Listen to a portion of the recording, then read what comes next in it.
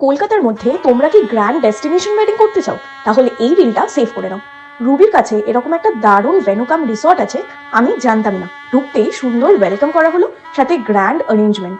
বিয়েটা বেশ রাতেই ছিল, তাই স্টার্টারটা শুরু করেই দিলাম। ছিল চিকেন রেশমি কাবাব, fish finger, paneer tikka, chicken pakora, আর এই শীতে সন্ধ্যেটা জমাতে দারুণ মাটির ভাড়ে চা। ফিশ ফিঙ্গারের এত ফ্যান হয়ে গিয়ে বেশ কয়েকটা বার নিয়ে নিলাম। লাইভ মকটেল কাউন্টারও ছিল, কিন্তু আমার নজর আবার লাইভ ফুচকা কাউন্টারের দিকে। একেবারে জল ফুচকাতে ডেকোরেশনটা এত ভালো ছিল, বেশ কয়েকটা ফটো না তুললে কি হয়। একেবারে ডেস্টিনেশন ওয়েডিং করার পারফেক্ট জায়গা। ইনস্টাগ্রামের জন্য হাজার একটা ফটো তুলে বর ঢুকতেই আমিও চলে গেলাম মেন কোর্স যেখানে ছিল।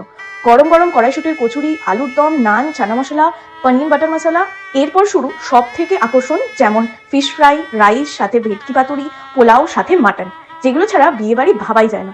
সুন্দর ফায়ার ক্র্যাকার শো দেখতে দেখতে তারা ভরা আকাশের নিচে এত ভালো ভালো খাবার দাবার, আমার তো মন ভরিয়ে দিল। ডেজার্টে চাটনি, পাঁপড়, গরম নলেন গুড়ের রসগোল্লা, গোলাপ জামুন দিয়ে শেষ করলাম। অনেকদিন পর এরকম একটা দারুণ এক্সপিরিয়েন্স হলো।